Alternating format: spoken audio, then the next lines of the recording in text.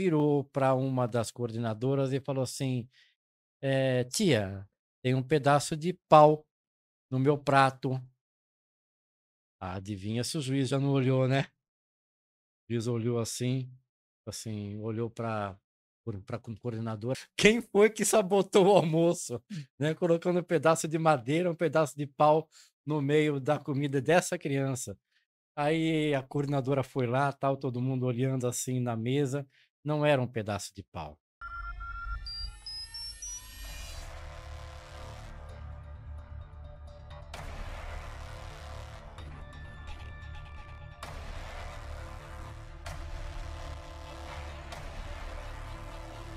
Estamos aqui hoje com mais uma autoridade, a palavra superação.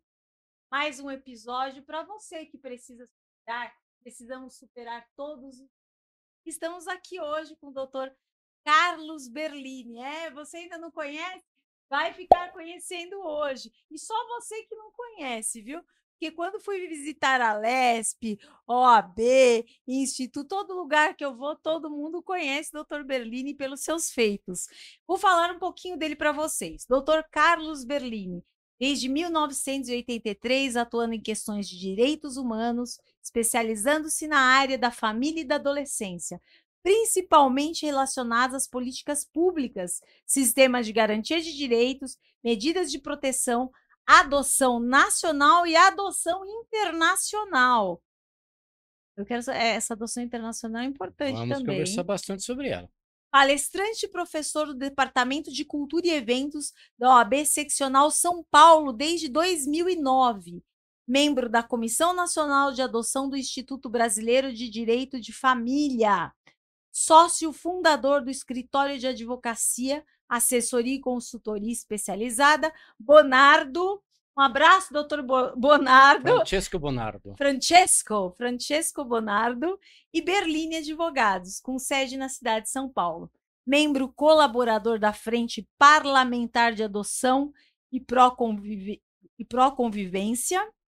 Depois vou explicar sobre essa pró-convivência também. A pró-convivência familiar da Assembleia Legislativa do Estado de São Paulo desde a legislatura 2010.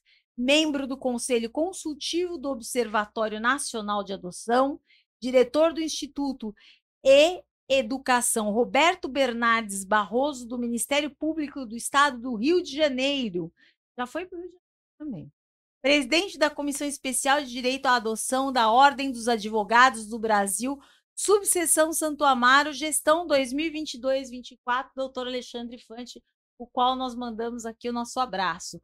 Olha só, já começa como que o doutor Berlini consegue conciliar tanta função e ajudar a todos.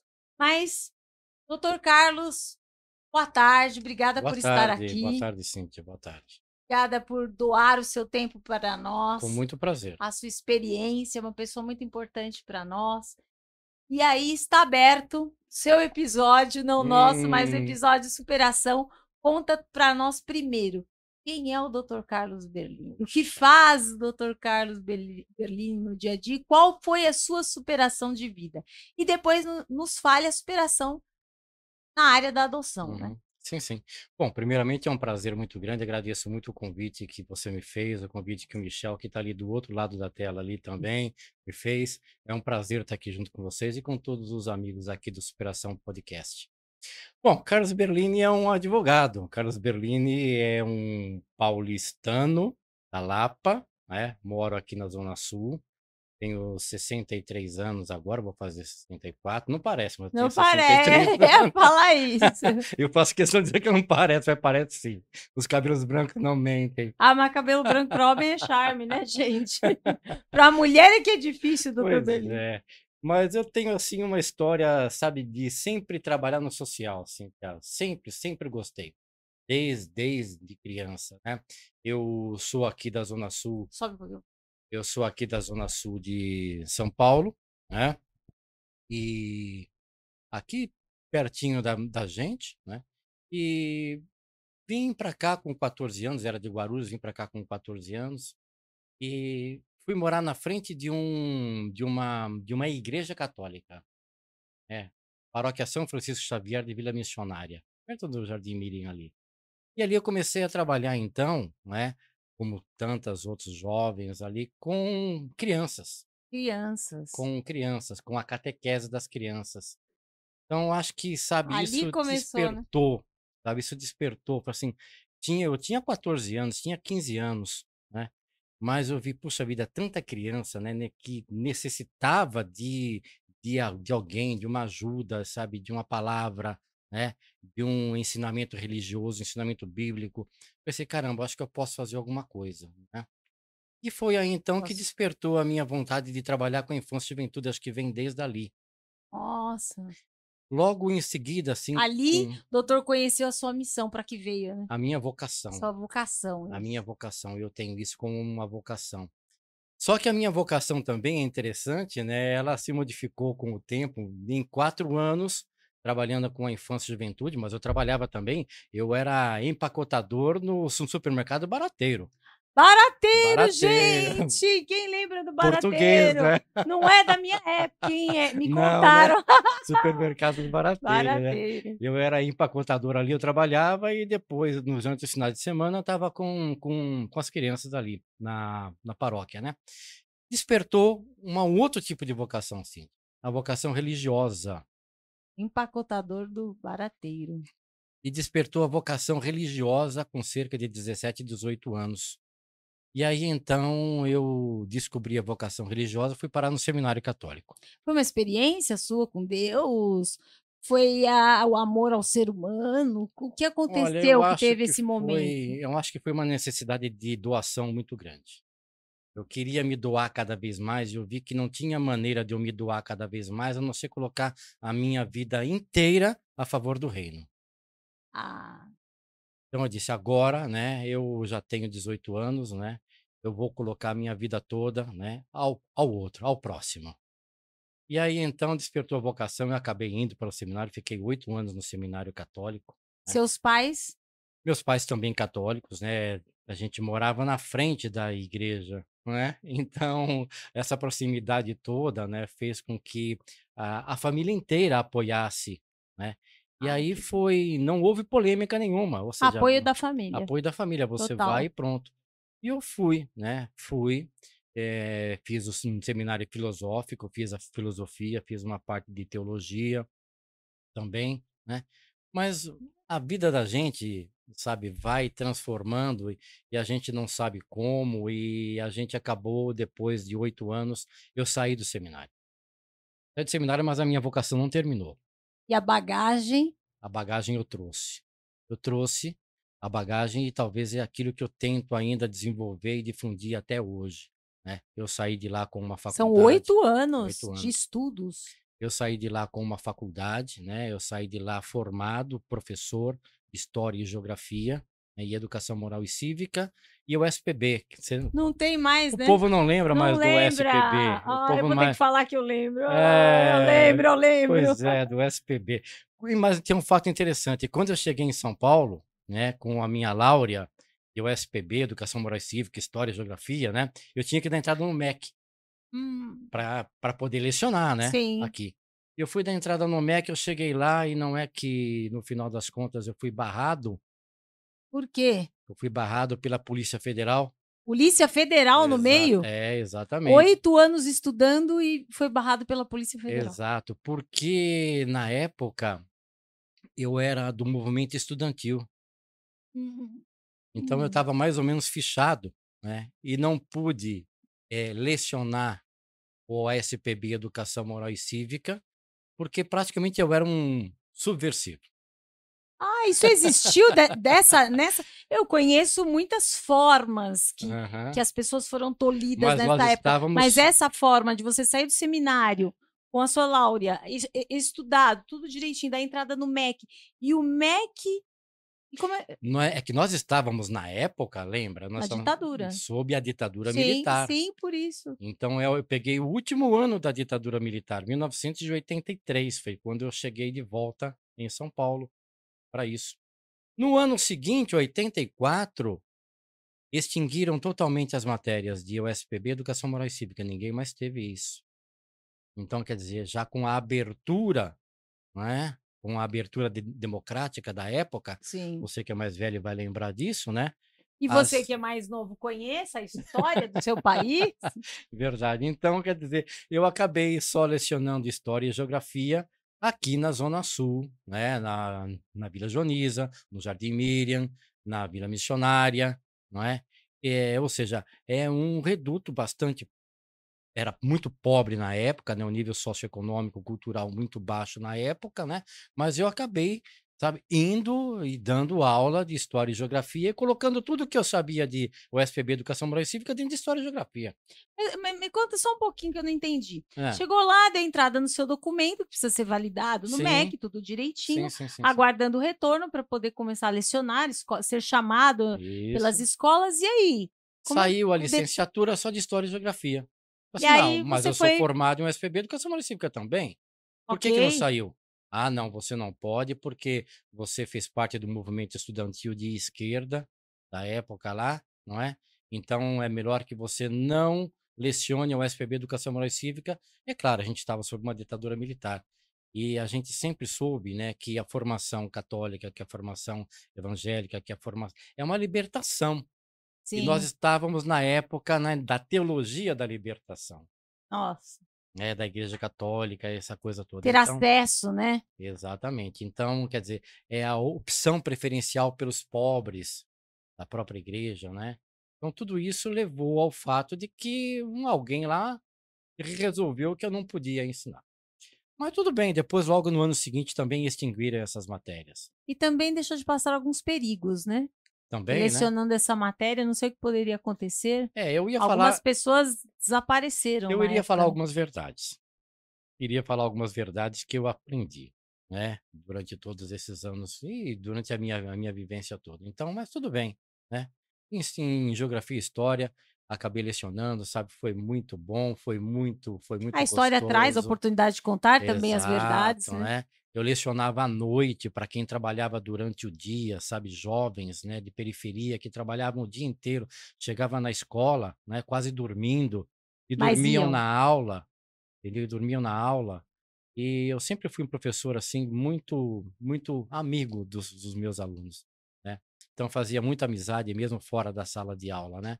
E a gente deixava passar um monte de coisa, sabe, mas existia também Vendo a muito dificuldade da pessoa ah, e claro. em tudo que passa em estar ali à É. noite, né. E o professor que dá aula à noite na periferia sabe que realmente é perigoso, né, e eu nunca sofri absolutamente nada, nenhum tipo de perigo corri durante esse tempo.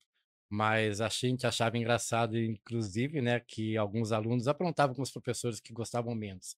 Ah, Né, eram menos queridos, digamos eram assim. menos queridos, né. Esvaziavam o pneu do carro, Oh, e o professor cansado para ir para casa. 11 horas da noite na Na periferia. chuva, um dia de chuva, acho que eles Pois também no é. dia da chuva. Sabe, eu nunca sofri nada disso, graças a Deus, Mas entendeu. chegou a olhar para o pneu e falar: "Ai, graças a Deus, mais um dia eles estão cheios". Olha, eu agradeci a todos os meus alunos, né, por não ter esvaziado o pneu, por não ter trocado os cabos da bateria, né, Oh, meu Deus. e essas coisas todas. Então, sabe, eu acho que foi um momento, assim, muito gostoso na minha vida, né. E depois eu acabei me casando, tive filhos e resolvi fazer direito. Direito para trabalhar na área da infância e da juventude. Ah, como forma de esclarecimento, de saber. Exato, eu queria fazer mais. Porque mesmo antes de ser advogado, a gente já trabalhava na área do direito, porque quando eu saí do seminário, eu vim trabalhar com um sacerdote, que foi um dos primeiros do Brasil a fazer adoção internacional. Então aqui a gente entra já na A matéria de adoção adoção internacional. Então internacional. vamos lá, adoção internacional, Exatamente, um né. assunto que as pessoas não sabem. É, mas ela existe e é muito séria. Muito séria. A adoção internacional, ela surgiu já lá na época da Guerra da Coreia, do Vietnã, aonde os americanos, né, adotavam os órfãos da guerra. A Então adoção começou por conta dos exato. órfãos, Mas se você quiser voltar um pouquinho antes, Moisés Moisés. Moisés foi a Foi primeira a adoção adoção internacional. interna é verdade, ô Moisés, desculpa, você que está aí em cima. É A verdade. primeira adoção internacional foi a de Moisés. Foi para os braços da princesa, Exatamente, né, do né. do faraó da época. Exato.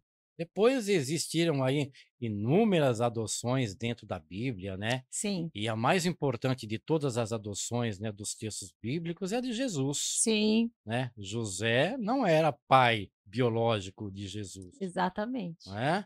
Então é também uma É adoção, uma adoção. é uma adoção, né?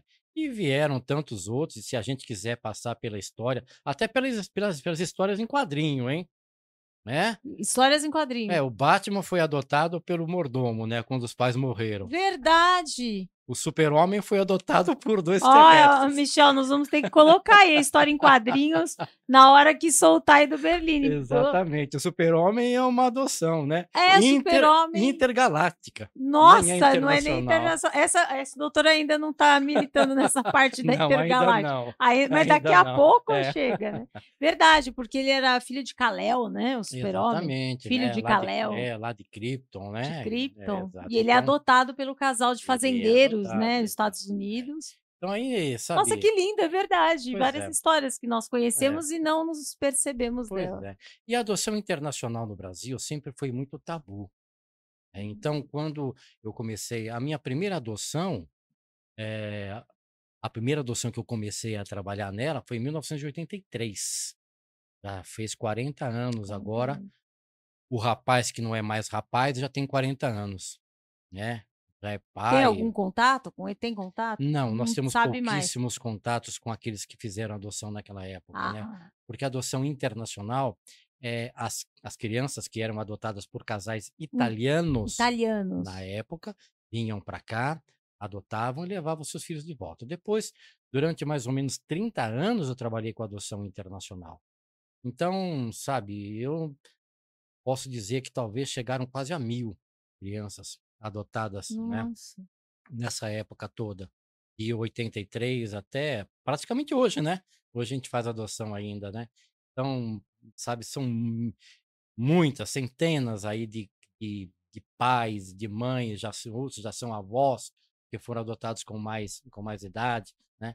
E lá na Itália tem muitos brasileiros adotados, porque a proximidade da língua, a proximidade da cultura, fazia com que os italianos viessem para cá para adotar as Ah, crianças brasileiras, sem se importar com idade, com raça, com cor, sabe, com qualquer tipo de porque a cultura era a muito pro próxima mais também. próxima ajuda a conciliar a convivência, né. Exato, né.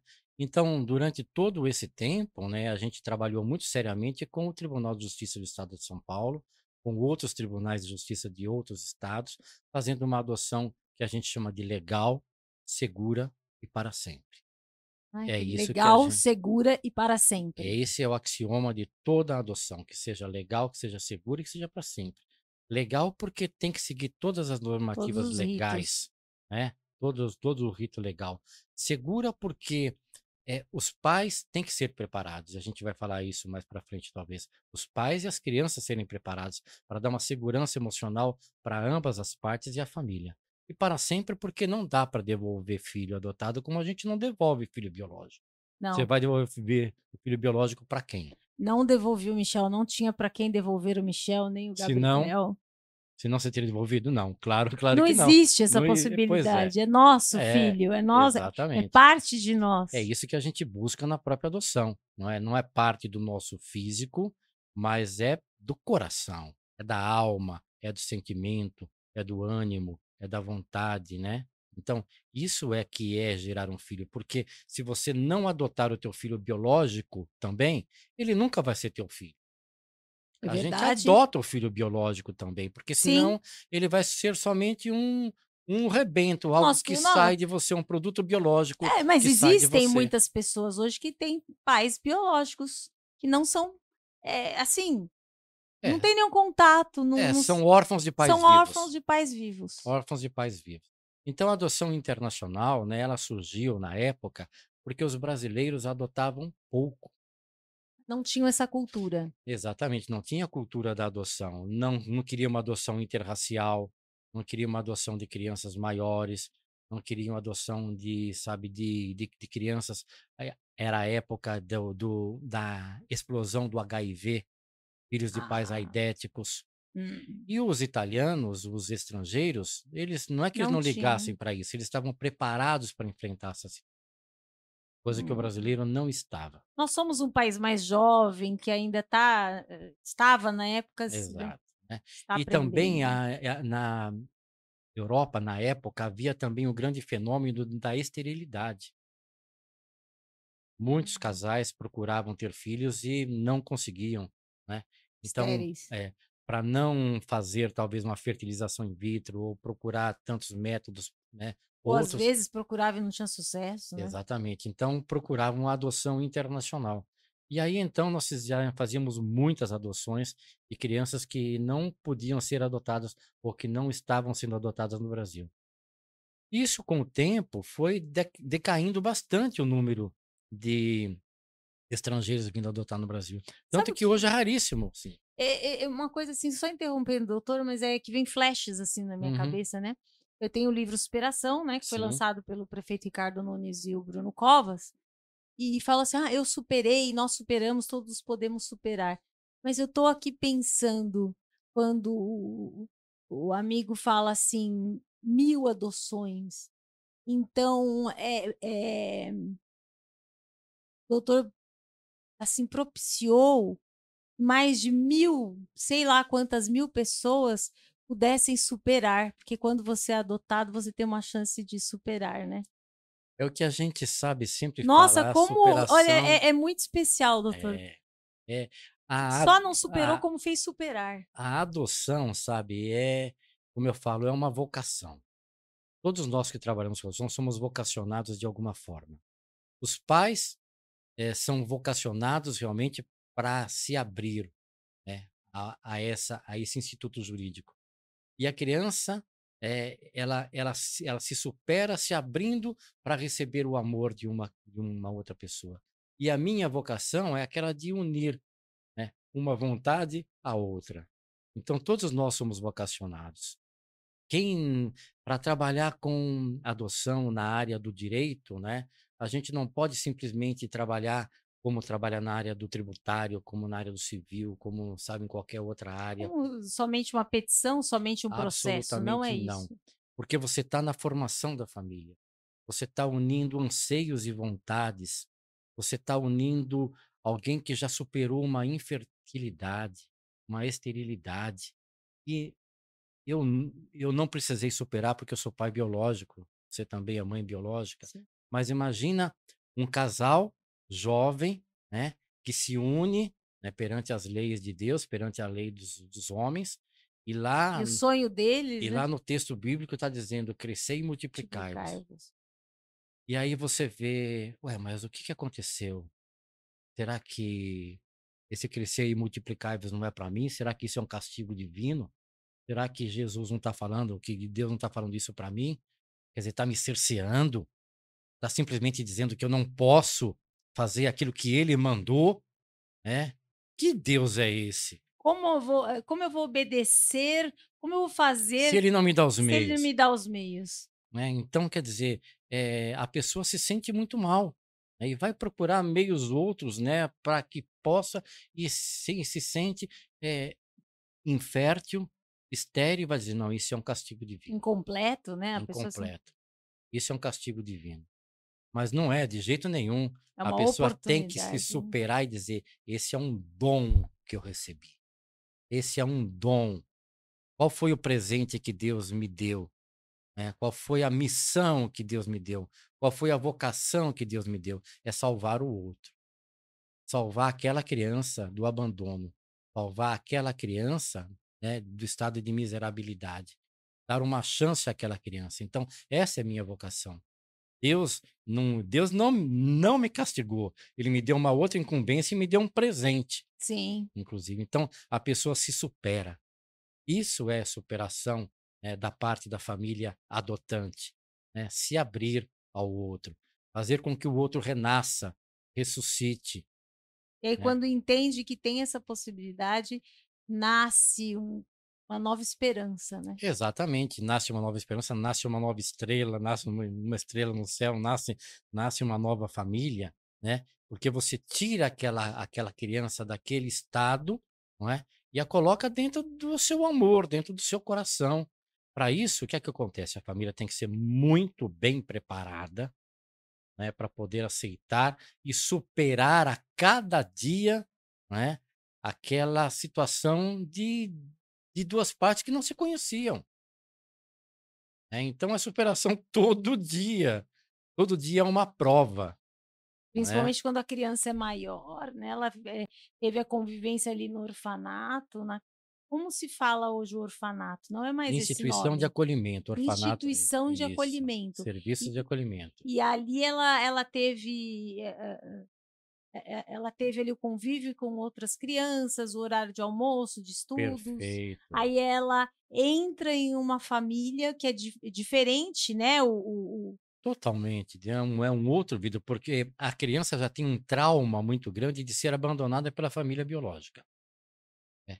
Quando ela não é abandonada, ela é retirada da família biológica por qualquer motivo que seja, se ela está sofrendo um perigo físico, um perigo emocional, um perigo psicológico, um abuso sexual, castigos físicos imoderados. Então, o Estado juiz, agora falando em termos legais, né, o Estado juiz vai lá e retira a criança daquela situação de perigo e a coloca a salvo em uma outra situação, que é a situação de abrigamento e de tutelas do Estado. Então, o Estado fica responsável por aquela criança, mas o Estado também fica responsável por fazer com que a família biológica supere aquela situação, né, que fez com que a criança seja abandonada assim. Ou seja, o Estado tem que dar meios para que a família biológica faça a sua superação também. sim. Olha só, né? Como então a família biológica superando a situação, ela vai então poder ter o seu filho de volta, poder o seu e é isso que a gente busca, que a criança volte para a família de origem dela, que a criança volte a ser amada, educada, crescida, criada dentro da família de onde ela saiu. Que por algum momento ficou desestruturada, sem possibilidades, mas que de repente consegue voltar a poder ter essa responsabilidade, né, do Perfeito. pátrio Para isso a poder. família tem que ter meios de superação, meios que talvez sozinha ela não consiga. Então ela tem o Estado também tem que fazer com que dar meios para que a família possa então se promover novamente. Não é um assistencialismo social, é uma promoção social. E essa volta da criança ao lar, quando acontece a volta, ela não fica para ela volta ao lar desses pais, né, o qual ela foi retirada por algum problema momentâneo e que foi solucionado e que a família tem condições de como fica essa criança ali naquela volta? Porque, eu soube assim, a criança às vezes mesmo passando por severo castigo, digamos, um exemplo, ela não tem noção, mesmo assim, quando ela é retirada do lar, ela sofre, né. Claro, Mesmo que ela estava em sofrimento do lar, perfeito. na hora que ela é É um afastada do é um trauma. trauma. Ela já sofre um trauma psicológico dentro da família. Se ela sofre algum tipo de violência física ou mesmo emocional, já é um trauma para ela. Outro trauma é exatamente ela ser retirada daquela família, porque em todo caso aquela família é a dela, é a única que ela conhece. Um outro trauma que essa criança vai ter é ser colocada dentro de um grupo que ela não conhece, e vai ser o serviço de acolhimento, né? Com os coordenadores, com as páginas, com as pessoas que trabalham E ali, que vai mudando com pessoas outros todo dia, amigos. toda semana, né. Exatamente. Então é um trauma. Quando ela vai quando ela não consegue voltar para a família biológica, que alguém chega para dizer: "Você não vai nunca mais voltar para tua família, para o teu pai, para tua mãe", outro trauma.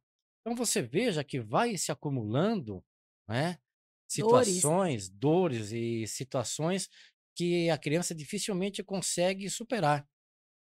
Então, quando realmente, né, o juiz fala: "Você não vai mais voltar, agora você vai para uma família adotiva, vai para uma outra família", a criança então fica totalmente perdida.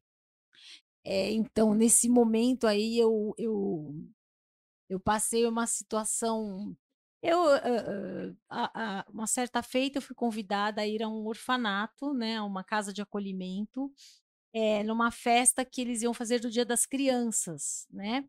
E eu não sabia como era, né.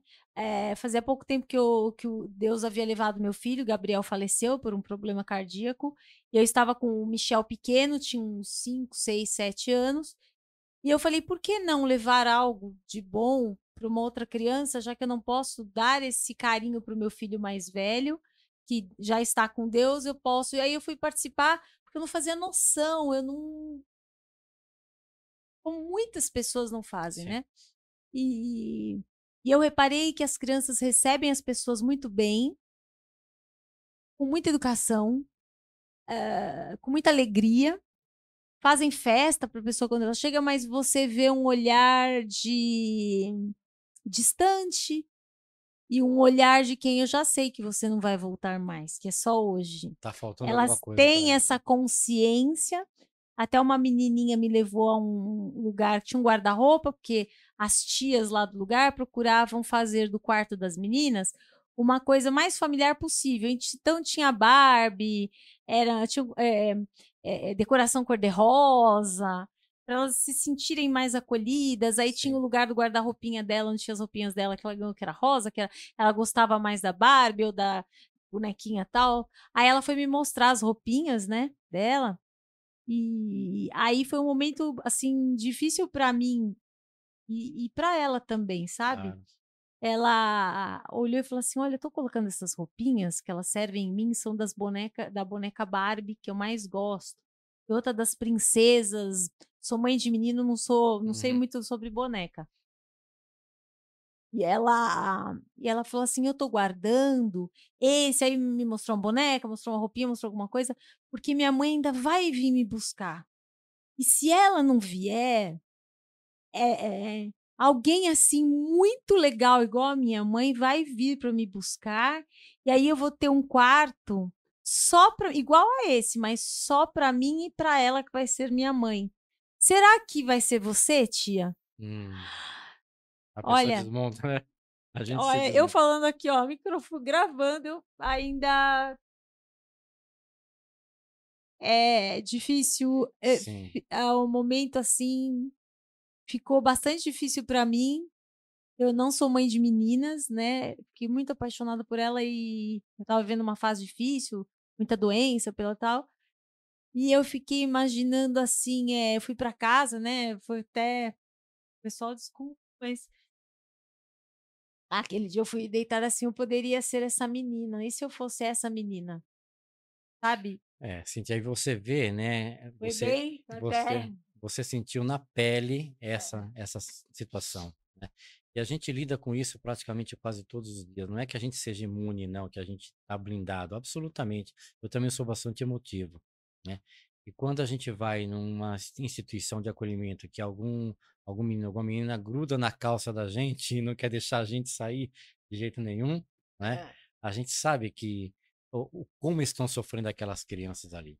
Por isso é que essas crianças elas têm que ser muito bem preparadas para uma nova família, da mesma forma que o judiciário e os grupos de apoio à adoção, né. Eu fui presidente também da Associação dos Grupos de Apoio à Adoção do Estado de São Paulo. Hoje eu milito voluntariamente em muitos grupos de apoio à adoção, que são grupos de pais adotivos e Grupos de pretendentes pais adotivos. grupos de pretendentes à adoção, pais Eles se adotivos, apoiam. profissionais, médicos, enfermeiros, advogados, psicólogos, assistentes sociais, todo mundo voluntário, né, para formar e capacitar os pais para enfrentar uma situação dessas. Que a criança chega com muitas dores, né. E ela vai para a família também sem conhecer aquela família. Então, os pais têm que ser muito bem preparados, assim como a criança tem que ser muito bem preparada. E você veja a É um responsabilidade que o desafio. juiz da infância e da juventude tem, não é, É. ao tentar remediar uma situação dessa, Meu né. abraço aos juízes de direito que estão nessa área, os advogados, todos esses profissionais, realmente, Exato, é uma situação bastante difícil, mas quando você vê a família nascer, nossa, isso não quer dizer que o nosso trabalho acaba ali. Talvez o trabalho do advogado acabe ali, mas o trabalho dos grupos de apoio à adoção continua, porque a adoção começa a partir do momento que a criança está lá na casa da família. É o pós-adoção, né, que tem que ser muito bem acompanhado também, porque os problemas vão surgir. né? Não é nem sempre a criança é recém-nascida. A criança pode chegar com 3, com 4, 5 anos, como pode chegar com 12, 14, 15, né? Já chega um adolescente, né? Sim. Então, E que já falam que já não é uma fase fácil a adolescência, exato, né? pois é. Então aí você contribui com o fato de que a criança passou por todos esses traumas que eu estava falando, até chegar ali. Quer dizer, até a entrada na família adotiva é um outro trauma também. Ela está deixando um monte de coisa que ela conhecia. Ela está indo para um desfiladeiro dando um passo em falso. E para Então, costumes de uma casa, de um dia a dia, de uma família que ela já nunca vai para viu. uma família estruturada já com a sua rotina. E ela vai assim, por exemplo, quando a adoção ela é feita paulatinamente, ela vai naquele dia, a primeira vez que ela vê, ela já conhece os pais antes, me parece que há visitas, né, Sim, tem toda uma fase de preparação, a gente chama de estágio de convivência, né? estágio de convivência. Isso. A família adotante vai conhecer a criança sai da instituição de acolhimento, vai com aqueles pretendentes, vai, volta. Tem que ser um Passeia, namoro. passeia, passa o final de semana, é assim? Exatamente. Vai se conhecer, vai se namorando, né? Vai se enamorando. Depois tem o noivado. Depois é que vem, né, a adoção, aquele casamento realmente aonde vê a família nascer, né? Tudo isso passa pelo trabalho imprescindível do profissional de direito.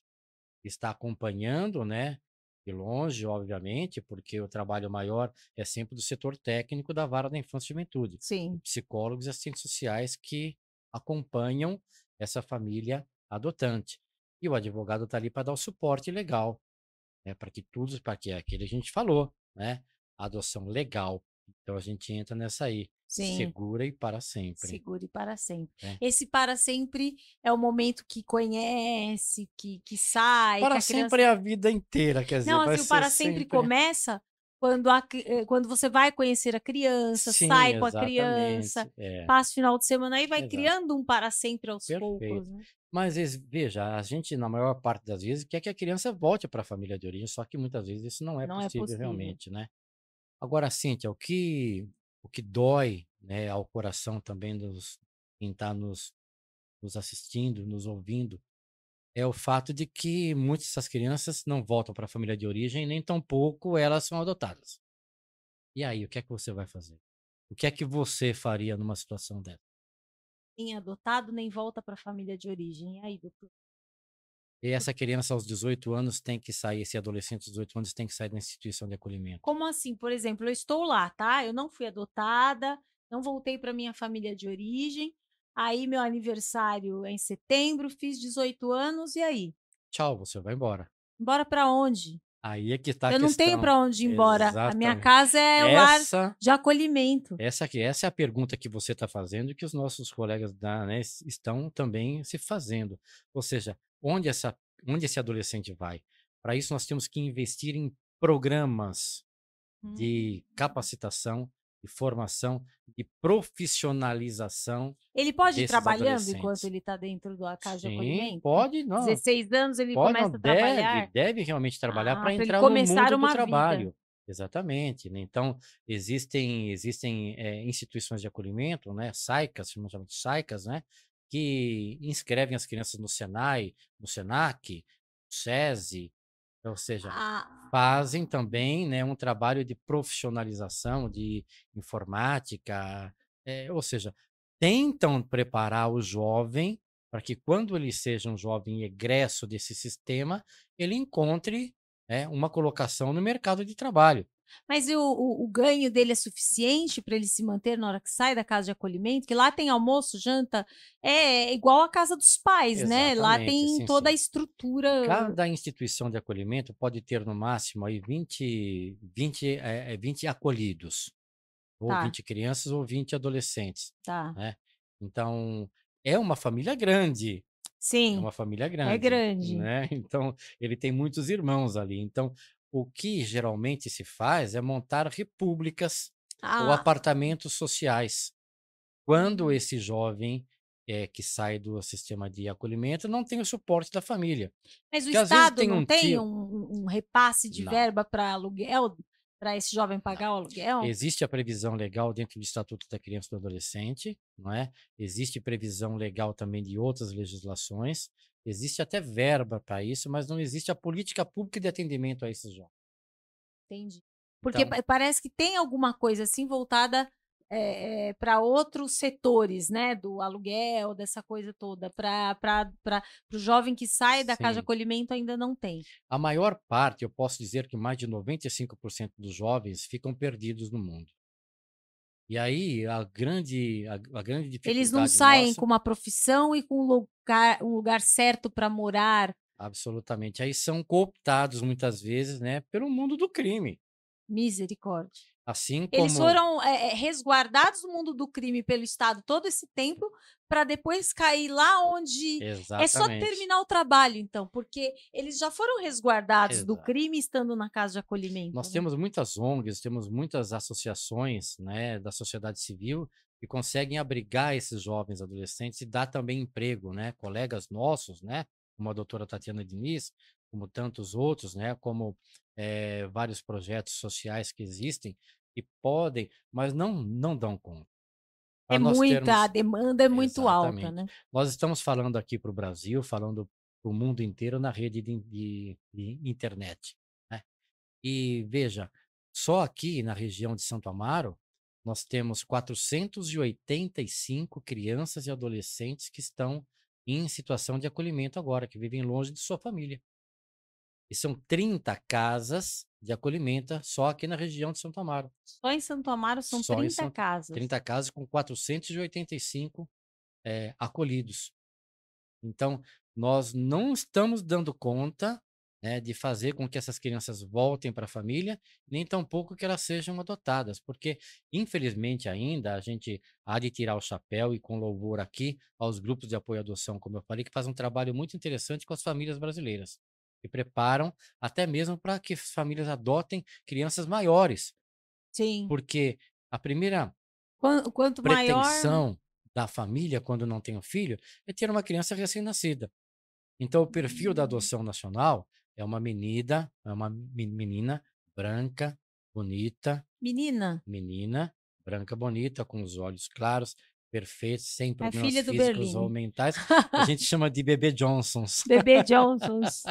sem fazer merchandising aqui, né?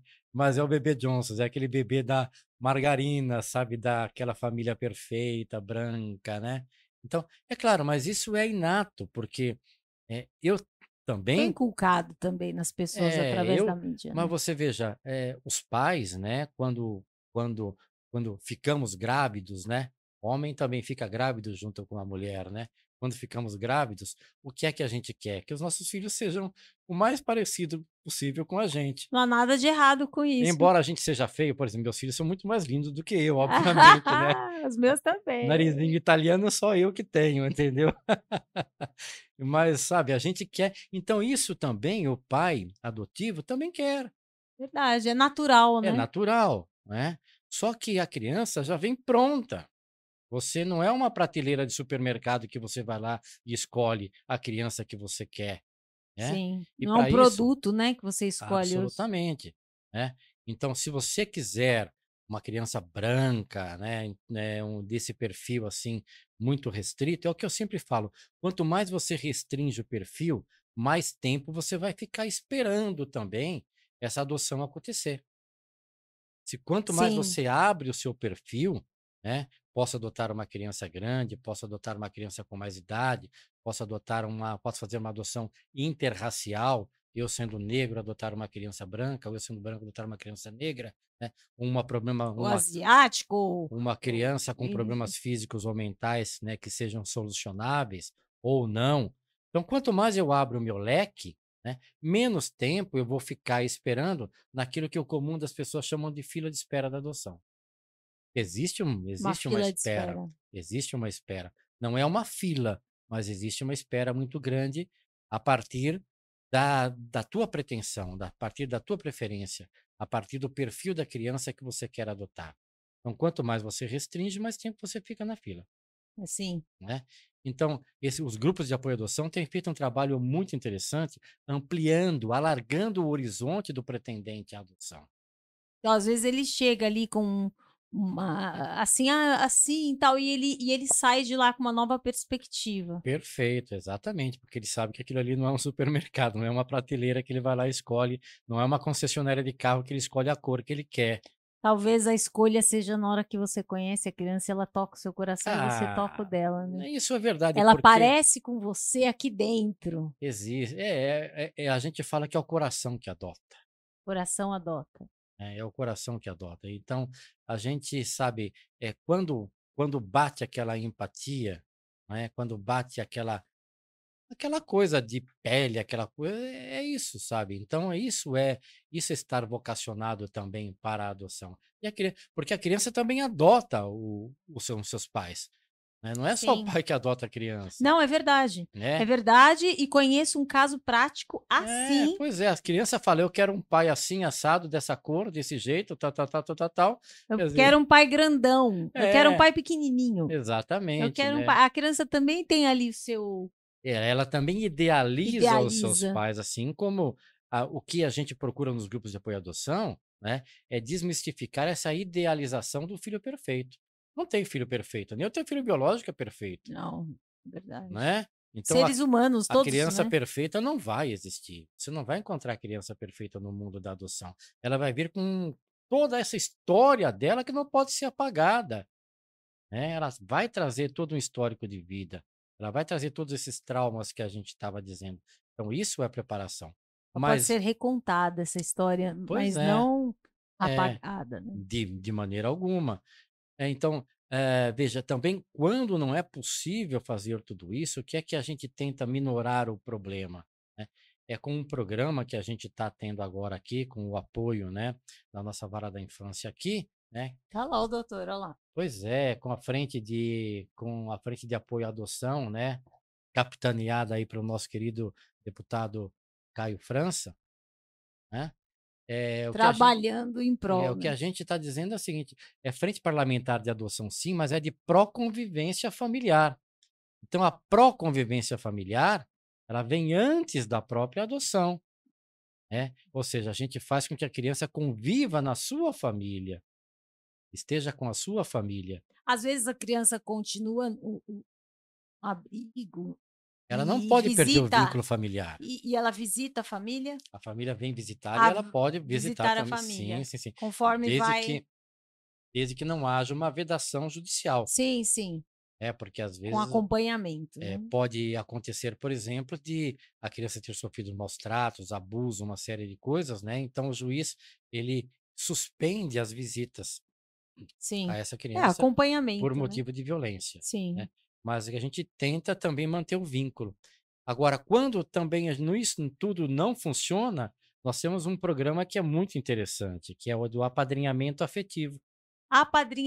Foi isso que eu aprendi com apadrinhamento afetivo, vamos lá. Apadrinhamento Isso afetivo. ninguém conhece. É, e eu convido a Apadrinhamento você a conhecer o apadrinhamento afetivo, viu? É um programa muito interessante que a gente está desenvolvendo aqui, né? Foi um projeto piloto que a gente desenvolveu com uma faculdade de psicologia, aqui um estagiário da faculdade de psicologia, preparando pessoas da sociedade, quem queira, quem queira apadrinhar afetivamente uma criança. O que é apadrinhar afetivamente? Não é você contribuir financeiramente com essa criança por algum motivo. Isso é apadrinhamento financeiro. Apadrinhamento afetivo é amor, carinho, afeto, levar para casa, cuidar, passar estar com a férias. criança, passar férias, ir no shopping, levar para brincar com os teus filhos, Como um padrinho faz. como um padrinho faz, É, né? pega, né, Exato. padrinho vai passar aí hoje, vai te É, pegar para levar lá no McDonald's. você não vai ser pai e mãe. É o Ele padrinho, ele já tem pai e mãe, você vai ser um suporte emocional e afetivo para aquela uma rede criança, de apoio, né. Então, fazer nós parte. formamos os padrinhos, né, com psicólogos de uma faculdade aqui da Zona Sul, formamos esses padrinhos, para que eles tenham um curso de formação com 6 módulos, que fazemos aos sábados pela manhã, e ele tem que estar disponível a participar pelo menos do curso de formação. Porque se ele Sim. não estiver disponível nem para o curso de formação, como é que ele vai Quanto estar mais ficar com a criança, ficar com né. a criança? A criança também é preparada Porque, como você falou, você chega lá para visitar essa criança, essa menina, ela vai achar logo que você vai adotá-la, se a mãe dela não for buscá-la. "Tia, se a minha mãe não vier me buscar, você vem aqui?" E aí você fica assim, eu comecei a chorar, Pois é. eu não estava preparada. É, por isso que existe toda uma preparação em torno disso, né, para que a criança saiba que você é um padrinho. E isso também passa pelo crivo do poder judiciário.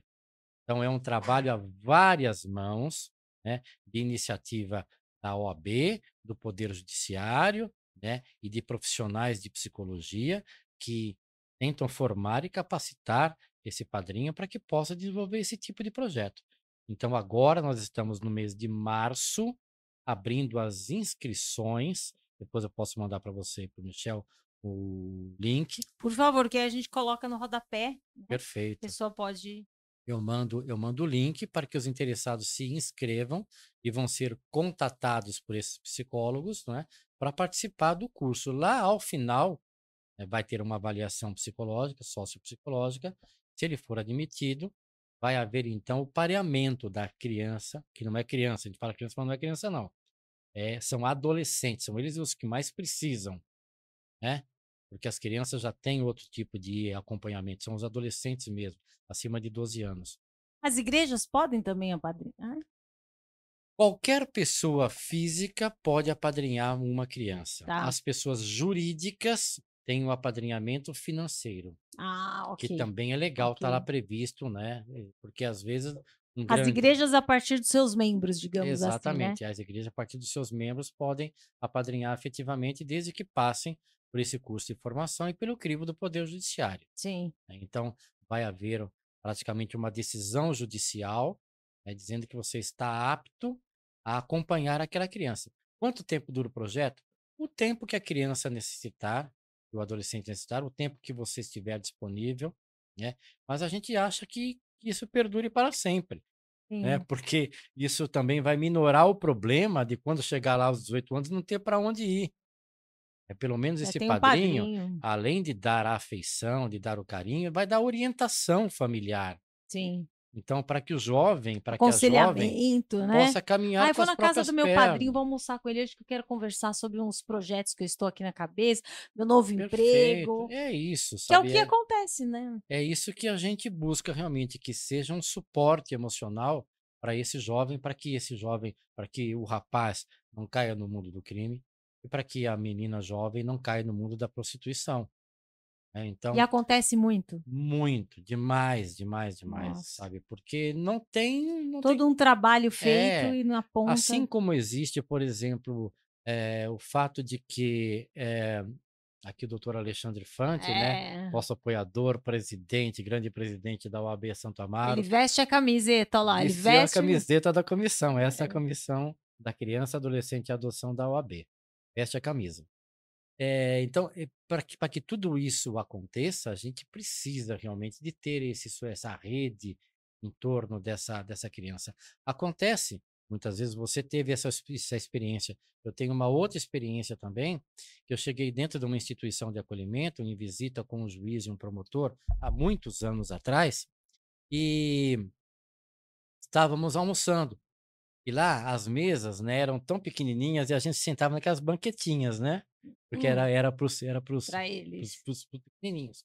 E a gente comendo em copo de plástico, né, arroz e feijão. Como estava o juiz, né, estava o doutor Carlos, estava o promotor, né, então teve um almoço um pouco especial, Sim, né, então porque o juiz estava lá visitando, né. tá recebendo visita, como toda Estava casa faz um almoço recebendo um especial. almoço especial.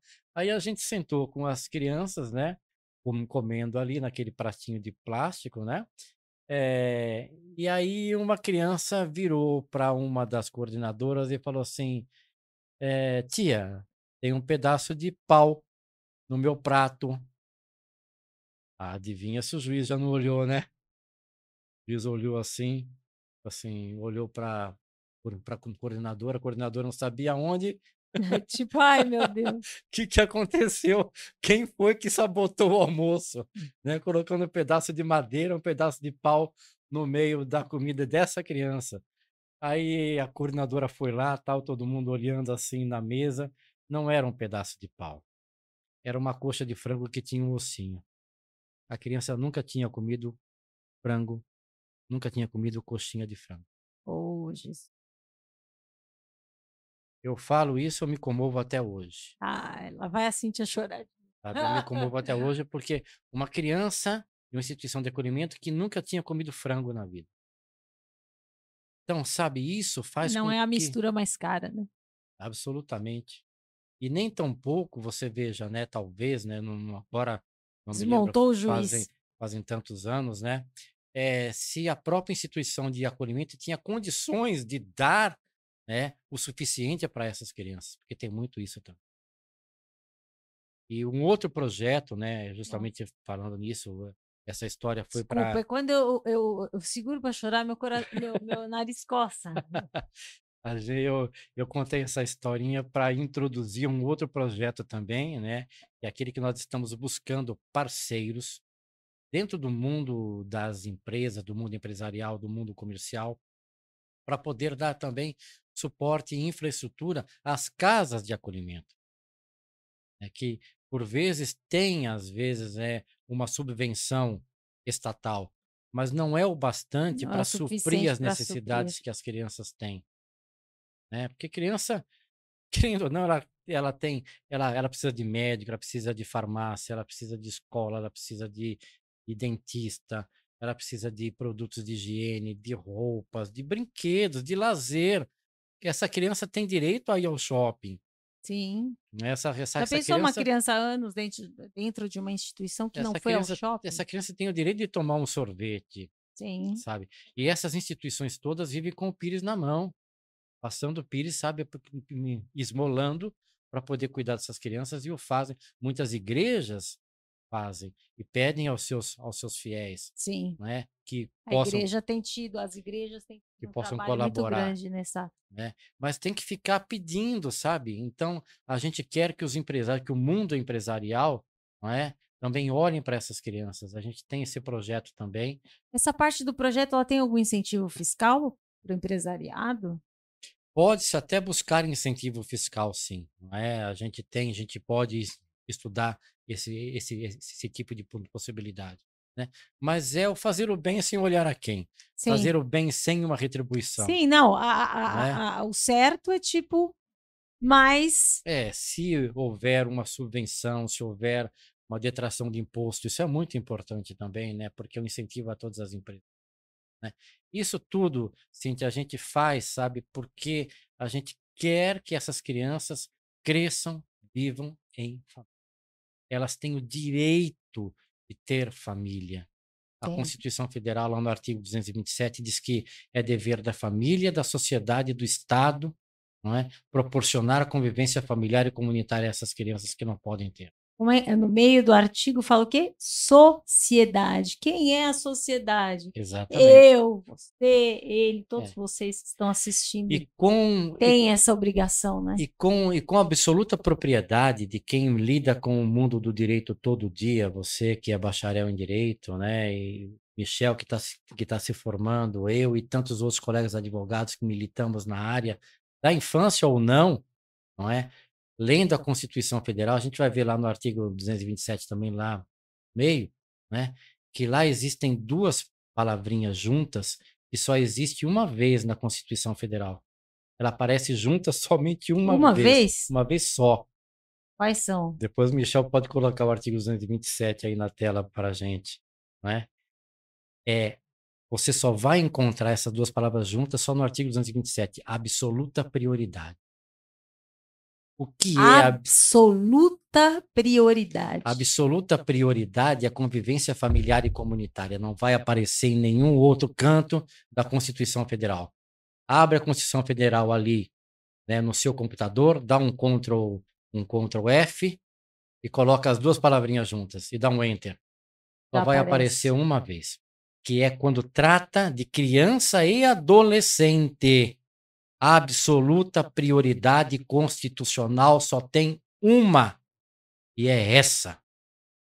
É criança viver em família. E falando mais, é fácil jogar a responsabilidade para o vizinho, para o Estado, né? Principalmente, o Estado que cuida Não, ali o que está escrito é sociedade, né? Mas o que é que, sabe, Também. não foi por acaso que o constitucionalista lá em 88, 89, né, ele colocou isso na Constituição, essa ordem. Olha bem a ordem. Família, Família, que é a célula máter da sociedade, sim. né? A sociedade e depois o Estado. Mas o que é que a gente vê muitas vezes, né?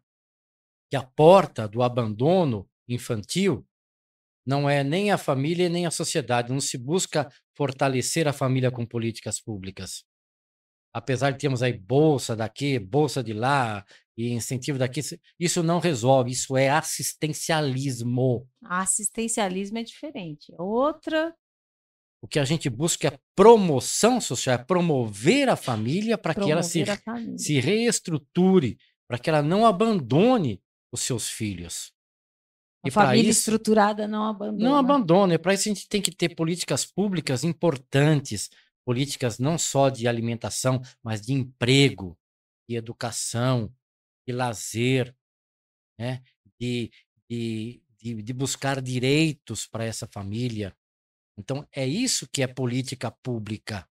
Isso é que é o feitor da política pública, que o nosso deputado, o nosso vereador, o nosso senador, o legislativo faz a política pública. Mas quem é E que participar não é só votar, né? É você vota, absolutamente? depois você acompanha o seu Sim, candidato, você participa, mas você como sociedade sabe disso, cobra. participa, cobra, está junto, faz. É, Não, não só cobrar, mas fazer, porque sim. sociedade tem que fazer, né? E você veja, não basta só fazer a política pública. Além da sociedade, né, participar, né, de tudo isso de forma indireta, né, o voto é indireto, mas nós temos acesso aos nossos legisladores que fazem a política pública. E temos acesso aos nossos executores, que é o poder executivo. Então não basta ter boa lei, a lei tem que acontecer, Sim. a lei tem que ser verdadeira. Aliás, se fala que nós somos uma das mais belas constituições do mundo. Temos que colocar em prática, né? É a prática que está faltando. E eu vou colocar uma outra situação aqui ainda, para descer um pouco mais esse funil aqui. O Estatuto da Criança e do Adolescente coloca mais uma palavrinha ali no meio. É o artigo 4º do ECA. Ele diz o seguinte: é dever da família, e a palavrinha que ele coloca no meio é comunidade, a sociedade e o Estado. Todos Então você juntos. veja, ele já restringiu um pouco mais, porque a comunidade, qual é a comunidade? A comunidade é onde eu vivo, é o meu bairro, a minha sociedade, é a sociedade de amigos de bairro, é o meu condomínio, é a minha grande família alargada, que não é a família da criança. Então, isso é comunidade, né? Então, quer dizer, é a família, a comunidade, a sociedade, que é a grande sociedade brasileira, porque assim, Sim. a sociedade brasileira toma conta. Quem é a sociedade brasileira? Não, sou eu, é você. Então, por isso ele restringiu um pouquinho mais. Só que a porta de entrada, muitas vezes, é o próprio Estado. É o Estado. É o Estado, Nem porque passou pela comunidade. não passou, sabe? Então, quer dizer, a política pública tem que acontecer de forma a que a criança seja primeiro atendida dentro da sua família, depois na sua comunidade, depois vão pensar na sociedade, depois no Estado. Mas, às vezes, é o Estado que age primeiro. Então, simplesmente a criança é retirada da família e pronto.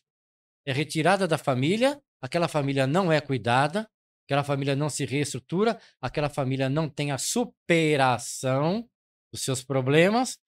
E o que é que ela faz? Ela perde a sua criança. E a criança perde a sua família.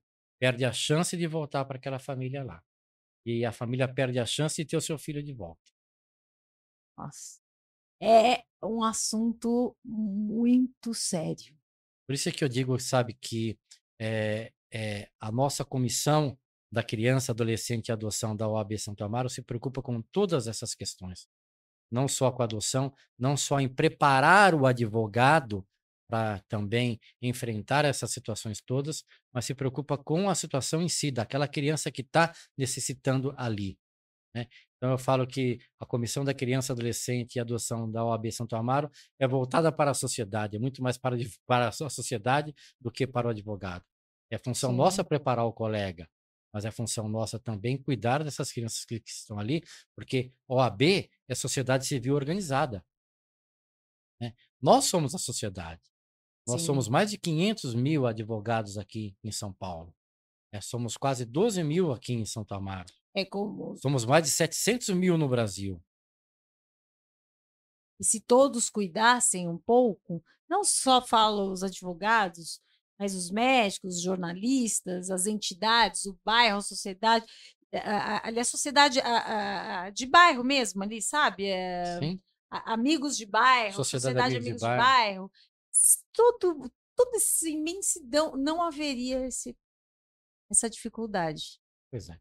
Se todos nós tomássemos consciência da nossa cidadania, né, e do nosso papel político daquele que vive na polis, né, não é o político partidário, né, mas o papel político do brasileiro, né, e estar junto com o legislador, mas estar junto também com o executor, Sim. né?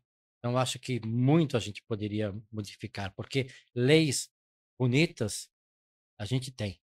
Só que em direito a gente fala, tem lei que pega e tem lei que não pega, né? Então, para fazer a lei pegar, a gente tem que estar todo mundo junto, né, forçando a situação para que todos nós, cada um, porque se você for apontar o dedo, você vai encontrar culpados. A gente não está procurando o culpado. Quem é o culpado pelo abandono da criança? É a família? É o Estado? É a sociedade? Não. Não estão procurando o culpado. A gente está procurando partícipes na solução desse problema. Porque hoje em dia, Cíntia, o abandono infantil é a 4ª emergência mundial. Isso as pessoas esquecem. Ao lado da fome, da doença e da guerra. Por quê? De fome, de doença e de guerra, eu, você, vemos uma criança morrer. Mas de Verdade. abandono, a gente não vê a criança morrer, sabe por quê? Por quê? Onde a criança morre? Dentro. Dentro. Ela Morre a morre. esperança, morre a vida, morre as emoções, se tornam se torna afetivamente infértil, porque só dá amor quem recebe amor. E essa frase que eu iria falar agora. E a criança foi para um lar adotivo, deu certo, os pais estão felizes, estão começando um caminho, a criança também está feliz, se sentindo acolhida ali, amada, e vai crescendo. Eu tenho até uma pessoa que não posso falar o nome aqui porque não peguei autorização, né? Mas que eu conheci, uma pessoa bem próxima, amigo do meu filho, que ele ia participar de uma igreja sozinho, 5, 7, 8 anos, acho que a igreja devia ser na frente, do lado da casa dele. Ele sofria maus tratos, alguma coisa assim, eu não sei, tinha alguma dificuldade lá.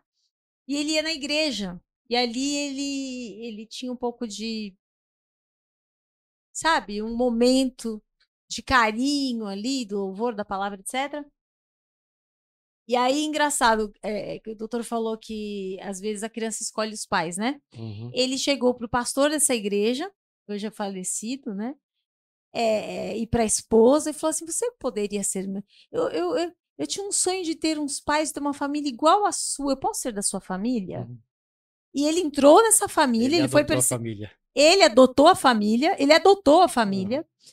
Para você ter uma ideia, ele se tornou parecido com ele, sabe?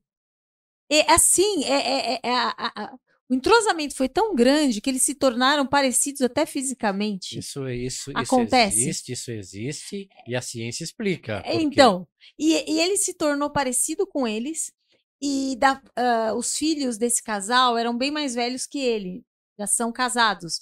Mas ele participou de tudo, e esses pais colocaram no mesmo colégio, tipo que os filhos estudaram. Eu vi levando no mesmo barbeiro, no mesma igreja, no mesmo tudo igual.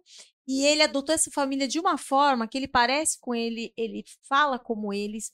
Depois de muitos anos, o pai veio a ficar muito doente. E ele cuidou desse pai porque ele tornou-se o filho mais novo que estava em casa, os outros casados. um morava fora do Brasil, essa coisa É. toda, cuidou, ajudou a cuidar desse pai, depois ficou com essa mãe, estuda, faz faculdade hoje, namora, né? Sim, sim. Participa de ações sociais e participa de coisas de ajudar assim na igreja. E assim, ele nesse começo da adoção, que ele adotou os pais, né? Uhum. Ele vinha muito aqui para casa, eles passava 2, 3 dias em casa brincando, sabe? Aí Sim, depois o sim, sim. Michel ia para lá e ele, inclusive, adotou os amigos da família. Ele nos adotou. E é uma história de superação muito grande a dele. Não sei se agora que ele é mais adulto ele vai querer contar ou não, etc. Mas é uma história. Eu olho para ele e falo assim: olha só, bastou ter uma família com amor e ele é o que a família é. Por isso é que a gente fala que tem que ter uma preparação muito grande da família também, porque essa família se abriu espontaneamente, né? Mas tem famílias que não se abrem espontaneamente, que embora tenham o grande desejo de ter filhos para adoção, não conseguem talvez superar alguns problemas que próprio da Da, família. da... Mas a criança tem que encontrar na família um berço. Não importa se ela vinha com 12, 13 anos. Ela tem que encontrar um berço. Ele chegou com 8 nessa família. Ele 8, tem 9. que encontrar um berço social.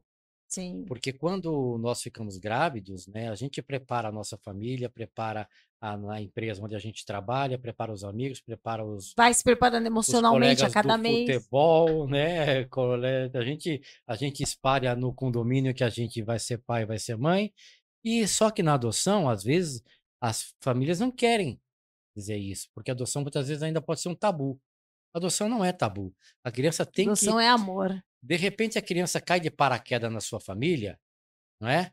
Os vizinhos do condomínio já vão olhar assim, mas como é que aconteceu isso? E a família? Quando foi que nasceu que eu não vi que já Pois estava desse é, né? tamanho? Por que que essa criança é negra? Onde que arrumaram essa criança? Onde foram buscar essa criança, né? Por que será que adotaram uma menina negra? É para servir de empregada em casa? Esse tipo de coisa existe. Por que existe? Porque as pessoas não estão Que horror. preparadas. Então, a adoção não é tabu. A adoção, quando a gente adota, a família inteira adota. E a criança se É como sente eu à falei, né? vontade. Nós que éramos amigos da família adotamos. Aliás, Exatamente. ele que nos adotou, porque ele já Ainda bem que veio. foi natural, Foi né? natural, foi Foi natural. totalmente natural. Mas Foi. existem E ele é situações onde muito a gente tem amado. que intervir nisso, né? Porque não é é um desejo do pai, mas é uma escolha, é desejo de pais, mas é uma escolha da família como um todo. A criança tem que se sentir amada, né? Da mesma forma que fosse um neto biológico. Eu falo tanto de adoção, não falei para vocês ainda que eu não sou pai adotivo. Eu tenho meus filhos biológicos, né? Eu sou somente vocacionado para trabalhar na Não, não, adoção. não, mas aí eu vou corrigir o doutor. É pai adotivo.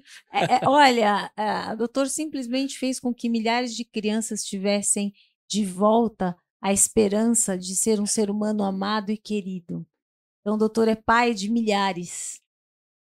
Deu a esperança, a oportunidade de voltar a se sentir ser humano, porque às vezes nem isso, né? Que nem essa criança que não sabia que o ossinho do frango pensou que era um pedacinho de pau, né? Sim. Então, o doutor trouxe a esperança e a oportunidade de superação para milhares de crianças. Então, o doutor é sim pai adotivo de milhares de crianças. É gostoso ouvir isso, porque às vezes no nosso dia a dia, a gente não para muito para pensar. E a gente vai fazendo, vai fazendo, vai fazendo. Quantas meninas? E a messe é tão grande e os ceifeiros são poucos. A Verdade. gente gostaria que mais colegas advogados, mais pessoas se dispusessem ao apadrinhamento afetivo. Se você acha que não tem condições emocionais, psicológicas de ser padrinho afetivo, mas tem condições financeiras para tal, né? Adote financeiramente, né? Procure o juizado da infância e da juventude aí da sua comarca, aí da sua cidade.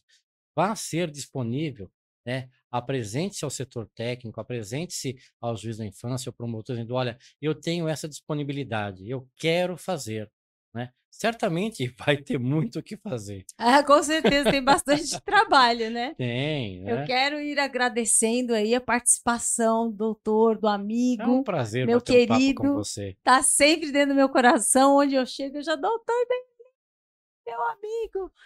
e ter colocado, me ensinado muitas coisas, A né? gente compartilha, a gente não ensina, a gente É, compartilha aquilo que é a e experiência.